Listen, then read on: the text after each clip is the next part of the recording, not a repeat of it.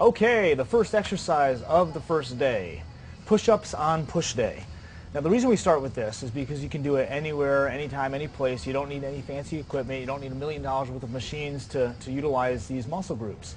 You can do everything from the push-ups against a wall or a staircase or a barbell, modified push-ups on the knees, full push-ups, one-handed push-ups. There's a lot of different techniques you can use to make these either easier or harder depending on your initial level of fitness. But it's a great exercise for working all the major muscle groups of the upper body, all the pushing muscle groups. So you have the chest, the pectoralis major, the shoulders, which is primarily the anterior deltoid, and then the triceps, the back of the arms. So those three major muscle groups are being used, as well as a bunch of other ones for stability.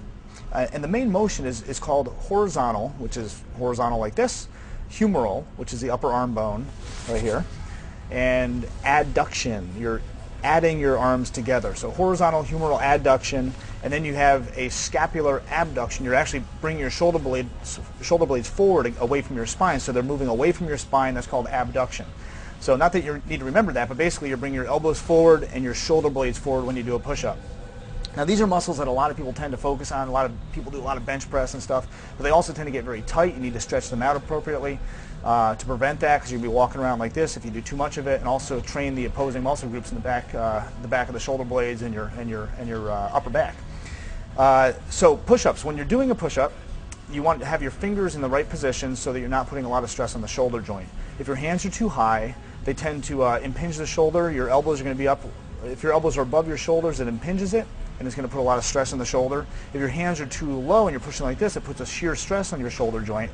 The ideal position is really around a 70-degree angle, and I found that if you just take your thumbs and bring them back and put them into your armpits, with the mid-axillary line there, like the chicken wing, that's really the ideal position. So chicken wing and push out. You may want your hands a little wider than this. There's an infinite variety of grips you can use. As you bring them in closer, you may use your triceps a little bit more. As you go out, you use your chest a little bit more, but it's more stress on the shoulders.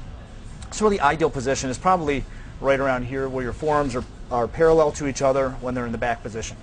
When you're actually doing a push-up, I'm going to do a modified push-up on the table here, but basically you want to line yourself in that position, and you want to make sure your thumbs or your hands go through the chest, through the shoulder joint, and you get full range of motion. That's the other main principle when you're doing a push-up. You don't want to go down and only go halfway or partial range of motion. If you have a specific injury or a joint problem, you do want to restrict the range a little bit. But basically, you're trying to get full range. You want to go down until your chest hits the table, the floor, whatever you're doing this on.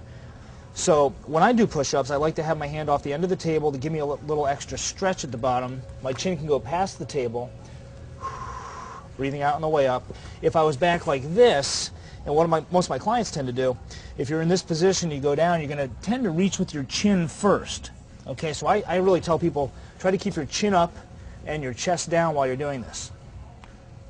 And it's always a 2 or 3 second count up while you exhale, slowly down around a 4 or 5 second count. Touch, breathe out. Now, if your thighs tend to hit or your stomach tends to hit, that takes a little resistance off. You know, it turns into like a seal type movement. So you really want your hips arched up a little bit. The only thing you should be touching is your chest, and drive it up. And if you do these correctly, the right range of motion, the right hand position, they're a lot tougher than you think. I mean, I could do the real ones. I could do the one-handed, maybe one or two. But they're really tough, especially if you're doing the right cadence, the 2-3 count and the 4 or 5 count. So don't take this basic exercise for granted. It's in your program for a reason. It's in here first for a reason. It's a great standalone exercise. If this is all you had access to, a floor to do push-ups, and you didn't do anything else for your whole pushing workout, if you did enough push-ups, enough sets, enough reps, you'd have a great workout anyway.